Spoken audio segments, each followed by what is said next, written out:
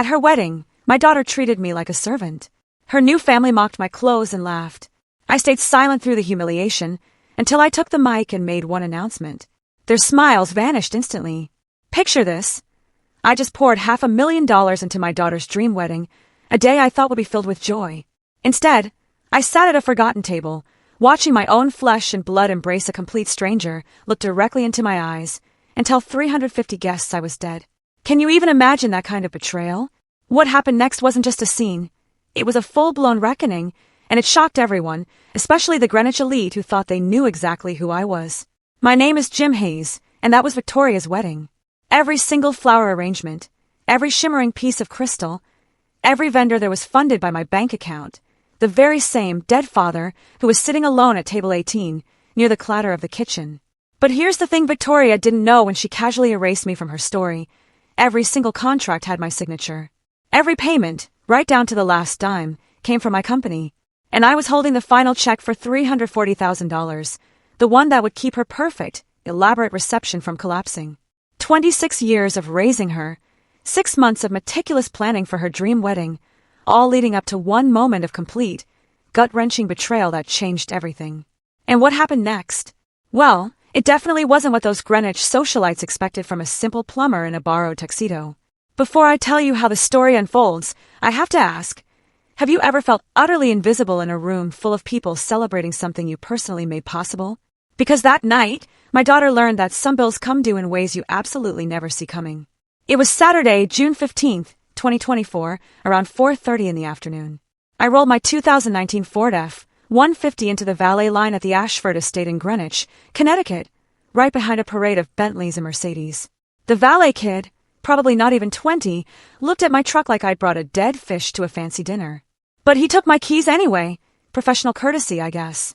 My rental tuxedo from Men's Warehouse, an $89 special for the day, felt like a costume. Every other man there wore suits that cost more than most people's monthly rent. You don't build a business for 30 years without learning the difference between genuine quality and sheer pretense. But they had no idea who was really paying for their champagne. Inside, crystal chandeliers worth $25,000 each cast a glittering light over 350 of Connecticut's finest. The guest list read like a who's who of old money, families whose names were etched onto hospital wings and university buildings. And there she was, Victoria, my daughter, floating through the crowd in her $32,000 Verawon gown. She saw me. Our eyes met across the opulent room. And then, she looked away. A wedding planner, clipboard in hand, headset firmly in place, approached me. You must be. She scanned her list. Table 18. Table 18.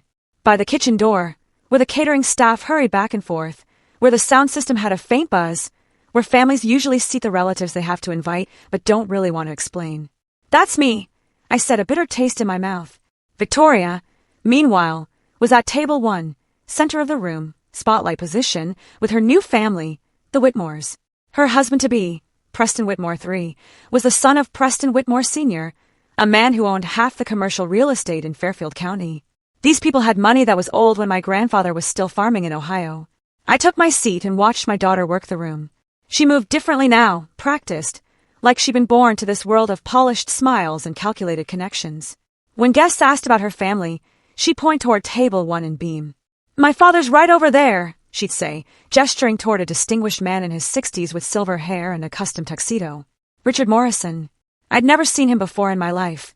Meanwhile, my table slowly filled with +1s and distant cousins. Nice people, sure, but not the kind who get mentioned in the Connecticut Society pages. We made small talk about the weather and the beautiful venue. Nobody asked what I did for a living. Probably for the best. 26 years of raising that girl. 26 years of scraped knees, bedtime stories, and dance recitals. I'd missed exactly 3 of her birthdays, all because of emergency plumbing calls. First pipes don't wait for convenient times. But I always made it up to her. I paid for her private school when her grades slipped in public, $14,000 a year for Fairview Academy. I paid for her college, Yale no less, $68,000 a year for 4 years. I paid for her apartment in Manhattan when she couldn't find work after graduation, $3,000 a month for 2 years. And now, here I was, paying for this wedding. Every single detail. The venue rental, $180,000. The catering, $85,000. The flowers, $28,000. The string quartet from the New York Philharmonic, $15,000. The 7-tier cake, $8,500. But Victoria, in her desperate eagerness to fit in with Greenwich society, had made one crucial mistake. She'd forgotten to read the fine print on her dream wedding. The cocktail hour stretched on, and the emotional distance between my table and hers felt like miles. I watched Victoria pose for photos with the Whitmores, playing the role of the grateful daughter they'd rescued from obscurity. Every single one of her practiced smiles felt like a knife twisting in my gut. If I stayed silent tonight, I knew I'd lose more than just money. I'd lose my self-respect, my very soul. Let me tell you what 30 years of building Hayes Plumbing and Property Solutions really meant. I started in 1994 with a beat-up used van and a toolbox. I worked 16-hour days, 7 days a week, for the first 5 years. I lived on peanut butter sandwiches and sheer, unadulterated determination. But I didn't just fix pipes. I paid attention. I listened when customers talked about their problems. I learned that the lawyer with the leaking faucet was selling his building. So I bought it, fixed it up myself, rented it out. Then I bought another, then another. Now, we have 23 locations. Hayes Plumbing and Property Solutions handles everything from residential service calls to massive commercial building management. Last year's revenue, $8.9 million. My net worth, certified by my CPA, the same figure. Victoria knew none of this. In her mind, I was still just the guy who came home with dirty hands and grease under his fingernails. The guy who embarrassed her at parent-teacher conferences because I wore my work clothes. The guy who wasn't sophisticated enough for her Yale friends. She had no idea that her simple plumber dad owned more property than half the people in this very room. But staying quiet tonight meant accepting that she was ashamed of everything I had worked for. It meant watching her build a marriage on a foundation of lies. It meant teaching her that family loyalty was negotiable, easily tossed aside for social status. The consequences of that would ripple through our family for generations. I reached into my jacket pocket and felt the folded papers I'd brought. Bank statements showing the $500,000 transfer to cover the wedding, contracts with my signature as the sole financial guarantor, email threads with the wedding planner, Melissa Chen, 23 messages over 4 months. All addressed to Mr. Hayes, and, significantly, copied to Victoria. She'd been copied on every single email. She knew exactly who was paying for this fairy tale. The guest list even included a reporter from the Greenwich Social Register, here to cover the wedding of the season. Whatever happened tonight, I knew it would be documented, photographed, possibly even live-streamed to their social media followers. The Whitmores loved publicity, as long as it was the right kind. My attorney, Richard Pohl's son, sat 3 tables away. We'd worked together for 15 years. He'd flown up from Florida just for tonight, carrying a briefcase stuffed with documents that could change everything. I'd asked him to be here just in case. He thought I was being paranoid. "Jim," he'd said over the phone, "she's your daughter. She loves you. This is just wedding stress." But Richard had never had to sit at table 18 while his daughter introduced strangers as family. Catherine Brooks, the venue manager, kept glancing my way. She knew who really signed the checks. When vendors had problems, they called me, not the Whitmores. I was the client. I held the contracts. I had the authority to make decisions. The Whitmores thought their reputation and social connections made them untouchable. They'd never dealt with someone who built their power from the ground up, one satisfied customer, one smart investment at a time. They understood inherited wealth, not earned respect. If I challenged Victoria tonight, I'd be forcing her to choose between her new family and her real one. Between the carefully constructed lie she'd woven and the truth she was running from. Between the sophisticated life she craved and the working-class values that built it. But if I didn't challenge her, I'd be teaching her that love without respect was enough. That she could take everything I'd given her and give nothing back. That being ashamed of your family was acceptable as long as you did it politely. The cost wouldn't just be financial. It would be spiritual. I'd have raised a daughter who thought character was something you could buy and sell, who believed that loving someone meant never having to say you're grateful. My phone buzzed. A text from Victoria. "Daddy, please don't mention the plumbing business tonight. This is important to me. 30 years of sacrifice, reduced to an embarrassment to be managed." I looked around the room at the crystal and the gold, and the flowers that cost more than most people's annual salary. I looked at the guests who'd never worked with their hands or worried about making payroll. And then I looked at my daughter, who'd learned to be ashamed of the very qualities that made all this possible. The decision crystallized in that moment, because some lessons, some truly profound lessons, can only be taught the hard way. Around 7:15, the cocktail hour hit full swing, and the social ecosystem revealed itself in all its polished cruelty. 3 guests approached my table within the first hour, all of whom had worked with Hayes Plumbing over the years.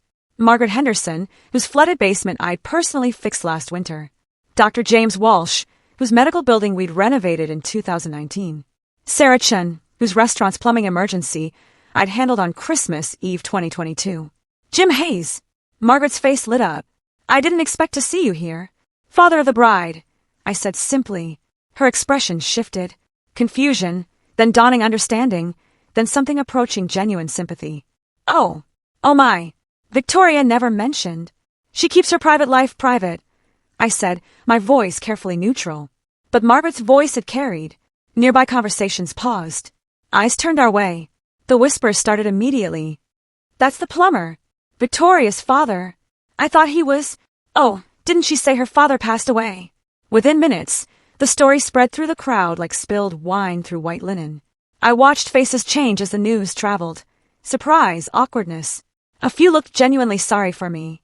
Most just looked uncomfortable, like they'd stumbled into a family drama they didn't understand. Preston Whitmore Sr. noticed the commotion. 72 years old, silver-haired, wearing a bespoke suit that probably cost $4,000. He approached my table with the confident stride of a man who'd never been denied anything. You must be Jim, he said, extending a manicured hand. Preston Whitmore. Victoria's told us so much about you. A polite lie. Victoria had told him absolutely nothing. Have we met before? He continued. You look familiar. I fixed your kitchen pipes last March, I said, my voice cutting through the polite hum. Emergency call Sunday morning. You were hosting a charity brunch. His smile flickered, just for a second, then returned, more forced this time. Ah, yes. Well, you do excellent work. Thank you. Victoria is fortunate to have such a practical father. Practical. Not successful, not accomplished, just practical.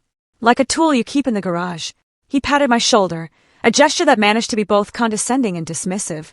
And then he moved away. But the damage was done. The entire room now knew that the bride's father was the help. I watched Victoria's reaction from across the room.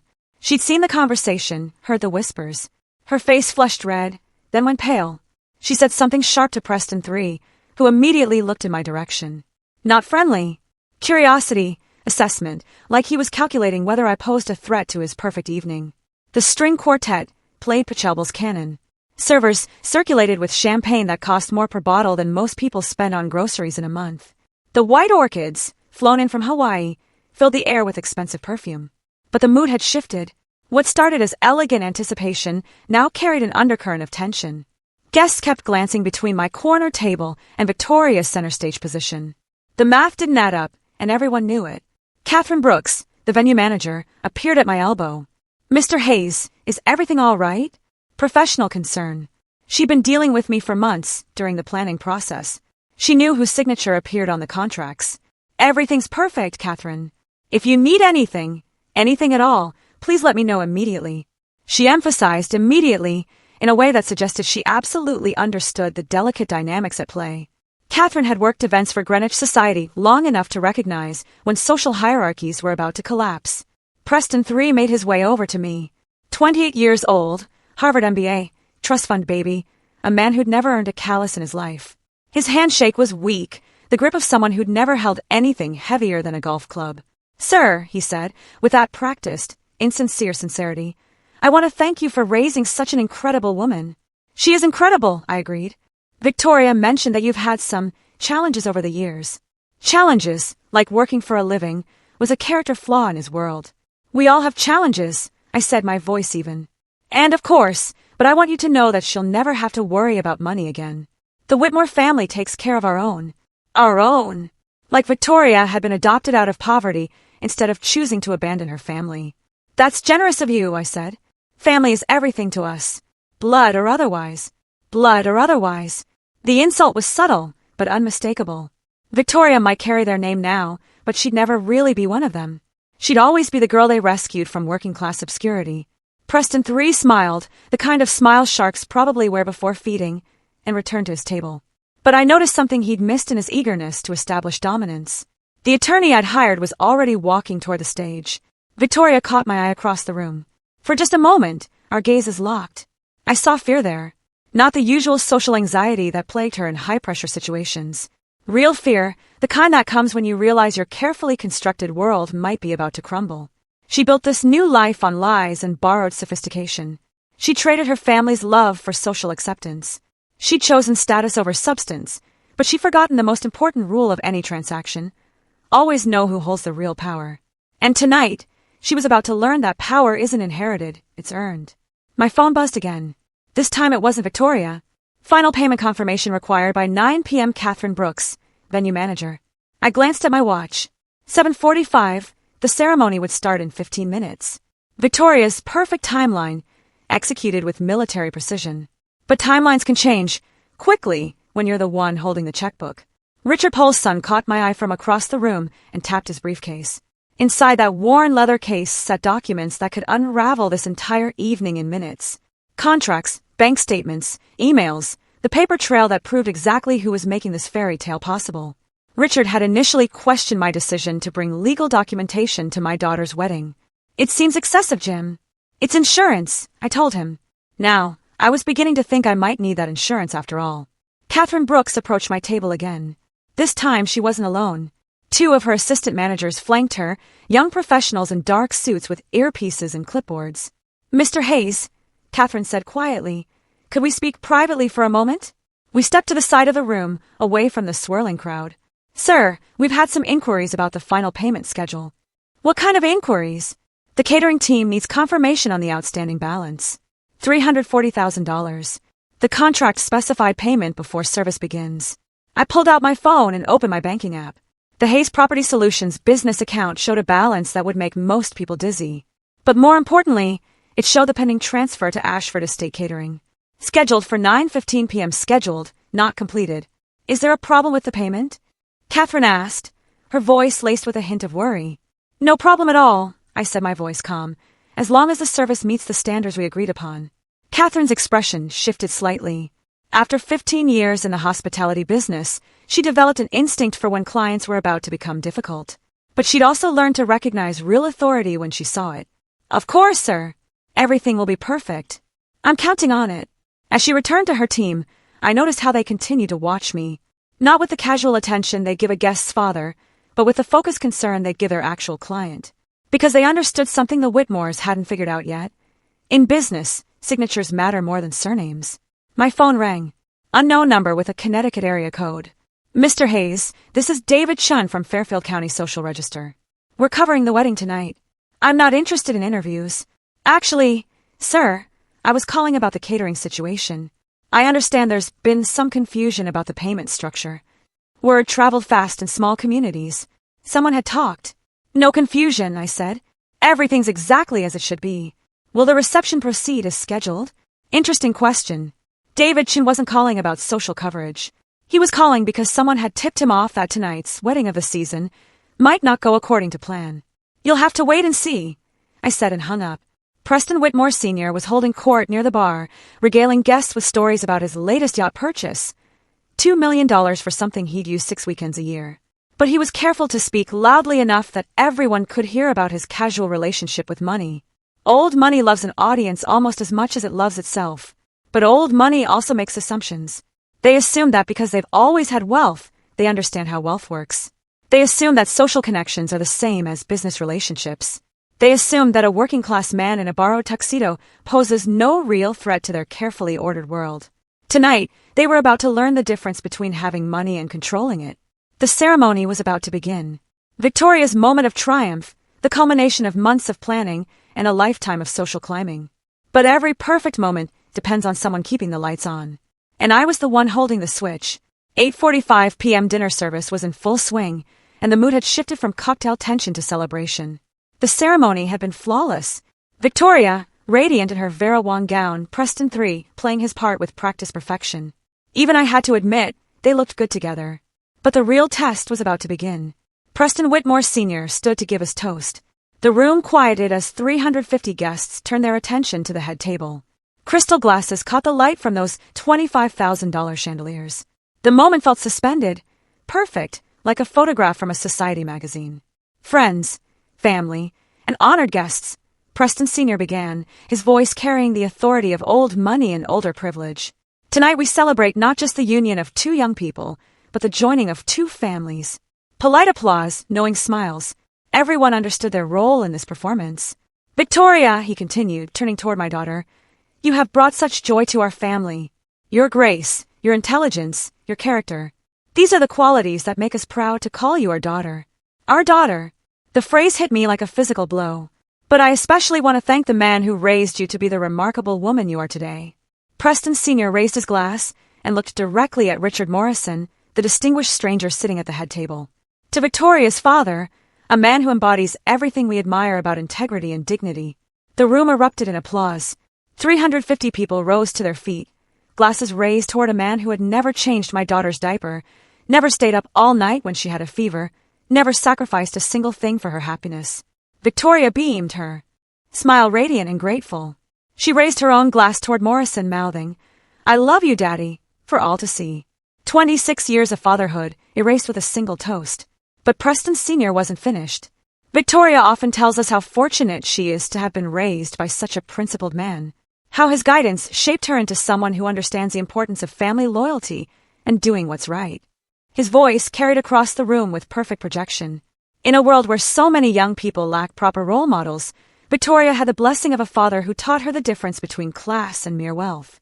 The irony was so thick I could taste it. Richard Morrison, Preston Sr. continued, gesturing grandly toward the impostor. Thank you for giving us the gift of your daughter. Tonight we officially welcome her into the Whitmore family, knowing that the values you instilled in her will guide her for the rest of her life. The applause was thunderous. I watched as guest after guest turned toward Morrison, nodding approval, some wiping away tears at the touching tribute to fatherly love. No one looked at me. I sat at table 18, invisible in my borrowed tuxedo, watching my daughter accept praise for values I had taught her, while crediting a man she'd probably met 6 months ago. But then something interesting happened. Margaret Henderson, who'd spoken to me earlier, stood frozen with her glass halfway to her lips. Dr. Walsh looked confused, glancing between Morrison and my corner table. Sarah Chun had stopped applauding entirely and was staring directly at me with an expression of growing outrage. They remembered our conversation. They knew who the real father was, and they weren't the only ones. Catherine Brooks stood near the kitchen entrance. Her professional smile was strained. She held her phone in one hand, probably checking on the final payment that still hadn't been processed. Her assistant managers flanked her, all three watching my table with barely concealed anxiety. The catering staff had paused their service to listen to the toast, but I noticed how their supervisor kept glancing at his watch. 9 p.m. The final payment deadline. They'd been told that service might be interrupted if certain conditions weren't met. Preston Sr. concluded his toast with a flourish. To Victoria and Preston, may their marriage be as blessed as the family that raised her. The room exploded in celebration.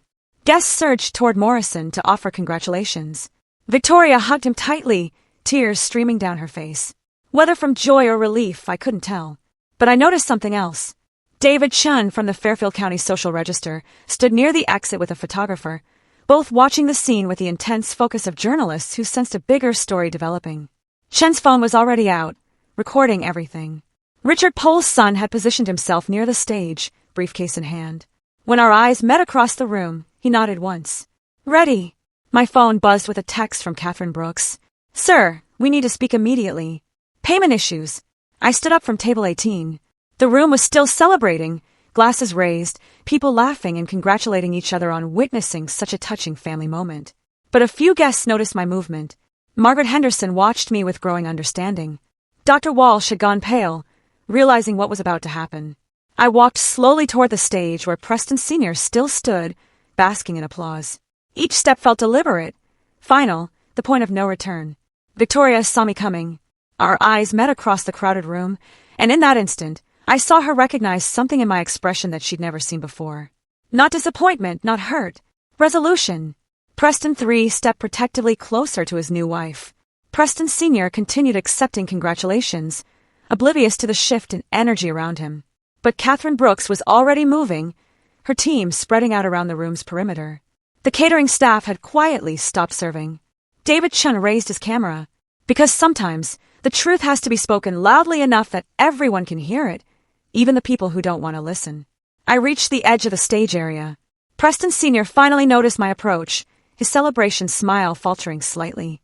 He probably thought I was coming to thank him for his gracious words about Morrison. He had no idea I was coming to introduce myself. I reached for the microphone. "Excuse me," I said. The room didn't quiet immediately. Conversations continued, guests still caught up in the emotional high of Preston Sr.'s toast. But those closest to the stage began to notice something unusual. A man in an ill-fitting tuxedo approaching the microphone that had just been used to honor someone else entirely. Preston Sr.'s expression shifted from confusion to alarm. "Sir, I'm not sure this is. My name is Jim Hayes," I said, my voice carrying across the room, amplified by the sound system. "And I'm Victoria's father." The effect was immediate. Conversation stopped mid-sentence. Glasses paused halfway to lips. 350 people turned to stare at the man who had just disrupted their perfect evening. Victoria went white. Preston 3 stepped forward, probably planning to have me escorted out, but I held up my hand. "For the past 30 minutes, you've been celebrating the wonderful father who raised my daughter." I gestured toward Richard Morrison, who looked like he wanted to disappear into his chair. "That man has never met Victoria before tonight." Gasps ripped through the crowd. I heard someone say, "Oh my God," from the back of the room. "Preston," I continued, looking directly at Whitmore Sr., "I appreciate your kind words about integrity and values, but you directed them at the wrong person." Richard Pohl's son appeared at my side, briefcase open. He handed me a folder of documents, bank statements, contracts, email printouts, undeniable evidence. "This is the contract for tonight's venue," I said, holding up the papers, signed by James Hayes. "That's me." "This is the catering agreement for $85,000, also signed by James Hayes. The flowers contract for $28,000. The musician contract for $15,000. Every single vendor agreement for this evening." I could see faces in the crowd shifting from confusion to understanding. Margaret Henderson was nodding grimly. Dr. Walsh looked sick. "The total cost of this wedding is $500,000. Every penny paid by Hayes Property Solutions. That's my company." Victoria found her voice. "Daddy, please don't." "Don't what?" I asked, my tone still calm but carrying more edge now. "Don't tell the truth? Don't embarrass you? Don't exist?" Preston Sr. stepped forward. "Now see here. You can't just—" "I can't what?" I shot back. "Pay for my daughter's wedding?" Because that's exactly what I did. I held up my phone, showing the banking app. "This is the business account for Hayes Property Solutions. Current balance, $12.3 million. Tonight's wedding expenses, transferred in full." The room was dead silent now. Even the catering staff had stopped moving. "Hayes Property Solutions," I continued, "is a company I built over 30 years. We started with residential plumbing and grew into commercial property. Management, 23 locations, $8.9 million in annual revenue. Not bad for a simple plumber." Catherine Brooks approached the stage, flanked by her assistant managers. "Mr. Hayes," she said, loud enough for everyone to hear, "we need to discuss the final payment authorization." "Perfect timing," I said. "Of course, Catherine. You need the final $340,000 before you can complete tonight's service." Preston Sr. looked utterly confused. "What final payment?" "Everything was arranged." "Everything was arranged by me," I said, "through my attorney, my accountant, and my business manager. The Whitmore family has no financial involvement in tonight's celebration." I turned back to the crowd, many of whom were now pulling out their phones to record what was clearly becoming the most dramatic moment in Greenwich social history. For 6 months, Victoria asked me not to mention my work at wedding events. She was embarrassed that her father was just a plumber. She wanted to fit in with her new family's social circle. I understood that. I wanted her to be happy. Victoria's tears were flowing freely now, but not tears of joy. But tonight, she went one step further. She told you all that her father was dead. She introduced a complete stranger as the man who raised her. She erased 26 years of our relationship to maintain her social status. The crowd was restless now. Whispered conversations, shocked expressions, phones recording everything. "Preston," I said, addressing Whitmore Sr. directly, "you spoke beautifully about family loyalty and doing what's right. You praised the values that shaped Victoria into the woman she is today. But you gave credit to the wrong man." I held up a printed email thread. "These are communications between Victoria and wedding planner Melissa Chun. 23 emails over 4 months. Victoria was copied on every message. She knew exactly who was funding her dream wedding. David Chun from the Social Register was recording everything. His photographer captured the stunned expressions around the room. "So now we come to the final payment," I said, addressing Catherine Brooks, but speaking loudly enough for everyone to hear.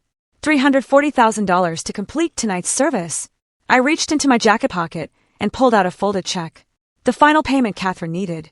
The check that would keep the reception running smoothly. The room held its breath.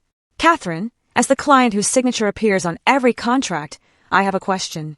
Does this venue provide service to people who are ashamed of their families? Catherine looked trapped. Sir, because I'm not interested in funding a celebration of my own humiliation. I looked at the check in my hands.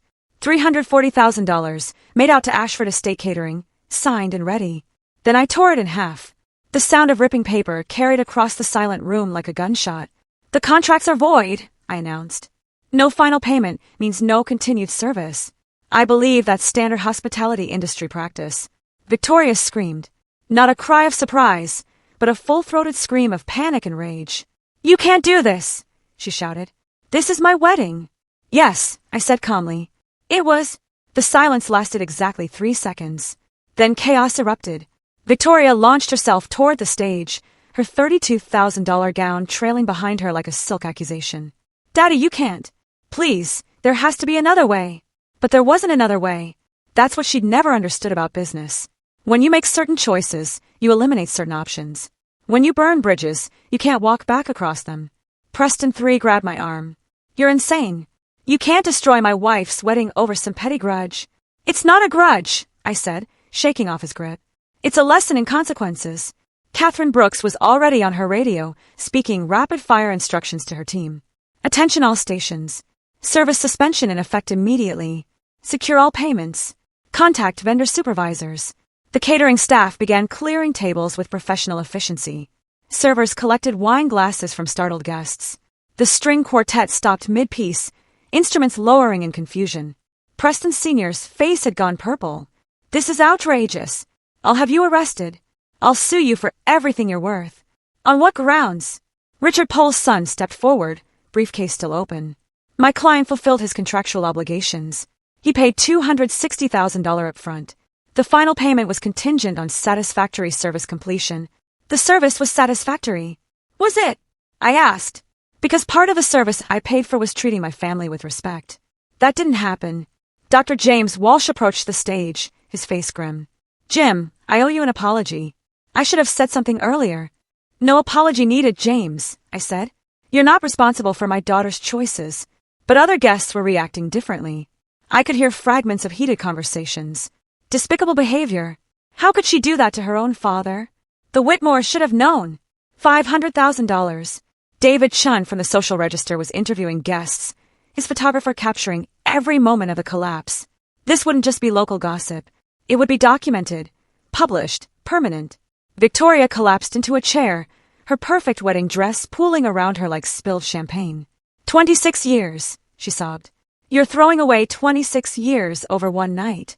I'm not throwing anything away, I said quietly. You already did that when you told 350 people I was dead. The venue was emptying rapidly now. Guests gathered their belongings and headed for the exits, some stopping to offer quiet words of support, others clearly eager to escape the raw family drama. The old money crowd, particularly, seemed uncomfortable with such raw displays of emotion. Preston Whitmore Sr. made one final attempt at control. Hayes, let's be reasonable. Name your price. Whatever you want. Money, property, business connections. We can work this out. You think this is about money? I asked, shaking my head. Everything's about money, he spat. That's where you're wrong. I folded the torn check pieces and put them in my pocket. This is about something you can't buy. Respect. Catherine Brooks approached me one last time. Mr. Hayes, the venue is secured. Your remaining items will be stored safely overnight. Professional to the end. Catherine understood contracts. Thank you, Catherine. You and your staff have been excellent. For what it's worth, she said quietly, in 20 years of managing events, I've never seen someone handle dignity under pressure quite like you did tonight. As we prepared to leave, Victoria called out one last time. Daddy, will you ever forgive me? I stopped at the ballroom entrance and looked back at my daughter, standing alone in her wedding dress amidst the empty tables and cold chandeliers. Victoria, forgiveness isn't something you ask for once and receive forever. It's something you earn every day through your choices. What does that mean? She asked, her voice cracking. It means the next move is yours. The story broke in the Fairfield County Social Register Sunday morning. David Chen's article ran with the headline, Wedding of the Season Ends in Financial Drama as Bride's Father Cancels Payment. The piece included photos from the reception, quotes from unnamed guests, and a detailed breakdown of the evening's costs. By noon, it had been shared across every social media platform in Connecticut. By evening, it had gone national. Victoria called me at 7 a.m., her voice raw from crying. "It's everywhere, Daddy. Everyone's talking about it. What are people saying?" I asked. "Some are calling you a hero. Others are saying you're vindictive and cruel." She paused. "The Whitmores aren't talking to me." "What about Preston?" "He's evaluating our situation." His words. Evaluating, like she was a business investment that had suddenly become risky. "Victoria," I said, "what did you expect? You built your marriage on lies. Lies have consequences." "I know that now." By Monday morning, the financial implications became clear. The Ashford estate was pursuing the Whitmore family for the unpaid balance. Vendors who had extended credit based on the family's reputation were demanding immediate payment. The wedding industry gossip network had spread the story to every planner, caterer, and venue manager in the tri-state area. Preston Whitmore Sr. called me directly Tuesday afternoon. "Hayes, we need to settle this like gentlemen." "I thought we already did." "This publicity is damaging both our families. My business relationships are suffering. My son's marriage is under strain." "That's unfortunate. I'm prepared to offer compensation for the financial inconvenience you experienced." He still didn't understand. After everything that had happened, he thought this was about money. "Preston, you can't buy your way out of this. Your family participated in erasing me from my daughter's life. Money won't fix that." "Then what do you want?" "I want Victoria to decide who she really is, and I want you to stay out of that decision." The social consequences rippled through Greenwich society like aftershocks from an earthquake. The Whitmores found themselves disinvited from several upcoming events. Their charity board positions were quietly restructured. The family patriarch's reputation for shrewd business dealings was tainted by his failure to understand the basic terms of his son's wedding. But the most significant consequence was within Victoria's marriage itself. Preston III, it turned out, had married Victoria partly because his family viewed her as a project, a beautiful girl from modest circumstances who could be molded into a proper society wife. The discovery that her circumstances weren't modest at all, and that she'd been willing to lie about her family to gain acceptance, undermined everything he thought he knew about her. Margaret Henderson stopped by my office Thursday morning. "Jim, I owe you an apology. When I saw you at that wedding, I should have spoken up immediately." "You don't owe me anything, Margaret." "Yes, I do. We all do. Everyone who worked with you over the years, who knew what kind of man you were, and who stayed silent while they tried to erase you." She wasn't the only one. Dr. Walsh sent a letter. Sarah Chin called personally. Customers who had heard the story reached out to express support. The working-class community that had always known my worth was rallying around the principle I defended. But the most interesting response came from unexpected sources. 3 business owners contacted Hayes Property Solutions about potential partnerships. A commercial real estate developer wanted to discuss joint ventures. A regional bank requested a meeting about expanding our property management services. The publicity that was supposed to embarrass me had actually enhanced my professional reputation in the business world. Standing up for your principles, even at significant personal cost, was seen as a strength, not a weakness. Victoria and Preston III attended marriage counseling for 2 weeks before he filed for annulment. His grounds were fraudulent misrepresentation of family background and financial status, legal documents that would become part of the public record, ensuring that Victoria's deception followed her forever. She moved back to her Manhattan apartment, the one I'd been paying for throughout her marriage. For the first time in months, she was truly alone with the consequences of her choices. Friday evening, she called again. "The annulment papers came through today." "I'm sorry to hear that." "Are you really, Victoria? I never wanted your marriage to fail. I wanted it to be built on truth." "Well, now I have nothing. No husband, no family, no reputation." "You have the same thing you've always had," I said. "The choice to be who you really are instead of who you think people want you to be. And if I make that choice, if I stop being ashamed of where I came from, then maybe we can start rebuilding what we lost." "It's too late for that," she said, defeated. "It's only too late when one of us stops breathing. Until then, there's always tomorrow." The line went quiet for a long moment. "I'll think about it," she finally said. "That's all I've ever asked for." 6 weeks later, Victoria knocked on my office door. Not my home, my office. Hayes Property Solutions, Building A, Suite 101, the headquarters of the business empire she'd been too ashamed to acknowledge. She looked different, simpler. Her hair was pulled back in a practical ponytail instead of an elaborate updo. She wore jeans and a sweater instead of designer clothes. Most importantly, Her expression had changed. The artificial sophistication was gone, replaced by something I hadn't seen in years. Genuine uncertainty. Hi, Daddy. Hello, Victoria. Can we talk? I gestured to the chair across from my desk. The same desk where I'd planned her wedding payments 6 months earlier. The same chair where she'd sat as a teenager complaining about homework while I finished paperwork. How are you doing? I asked. Honestly, terrible. The annulment made the papers. I lost my job at the gallery. Too much negative publicity. Most of my friends from the Whitmore circle won't return my calls. I am sorry to hear that, I said, but also relieved. Do you know how exhausting it is to pretend to be someone else every day? To monitor every word, every gesture, every opinion to make sure it fits the image you're supposed to project. I waited. She needed to say this in her own words, at her own pace. I've been thinking about what you said about earning forgiveness through daily choices. She looked around my office, taking in the awards on the walls, the photos of completed projects, the evidence of 3 decades of honest work. I want to make different choices now. What kind of choices? I want to do real work, not managing social events or picking out flowers for charity galas. I want to learn the business that built everything I took for granted. I studied her face, looking for signs of performance or manipulation. But what I saw was exhaustion mixed with determination. The look of someone who'd hit bottom and decided to climb back up instead of staying there. The business isn't glamorous, Victoria. It's early mornings and difficult customers and problems that don't have elegant solutions. I know.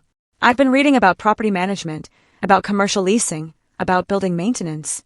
I'm not asking for a handout. I'm asking for a chance to prove I can contribute something real. What about your trust fund lifestyle? Your Manhattan apartment? I gave up the apartment. I'm staying at an extended stay hotel until I can afford something modest. She managed a weak smile. Turns out when your father cuts off your funding and your husband annuls your marriage, you learn about budgets pretty quickly. For the first time in months, I felt something I thought was permanently lost. Pride in my daughter. There's a junior position open in our residential services division. Customer service, some basic project coordination. It pays $38,000 a year. That's more than I've ever earned in my life, she said, sounding genuinely surprised. It's also more than most people your age earn without experience. But you'd be starting at the bottom, reporting to managers who are younger than you, dealing with customers who might recognize you from the newspaper coverage. I understand. Do you? Because this isn't about redemption or making up for past mistakes. This is about whether you genuinely want to build something worthwhile or whether you're just looking for another form of security. Victoria was quiet for a long moment, considering the question seriously. 6 months ago, I would have said I wanted security. But security based on pretense isn't really security at all. It's just delayed disappointment. She met my eyes directly. I want to build something real, even if it's small, even if it takes years. The job starts Monday. 8 a.m. dress code is business casual, not country club casual. I'll be there. As she stood to leave, Victoria paused at the door. Daddy, thank you for the job, for teaching me that self-respect isn't something you can inherit or marry into. It's something you have to earn. She smiled, the first genuine smile I'd seen from her since she was 16. And then she walked out to begin the hardest work she'd ever done, becoming someone she could be proud of. So, tell me, after hearing all this, what would you have done in my shoes? Would you have stayed silent, or would you have stood up and taught a hard lesson? I really want to hear what you think in the comments below.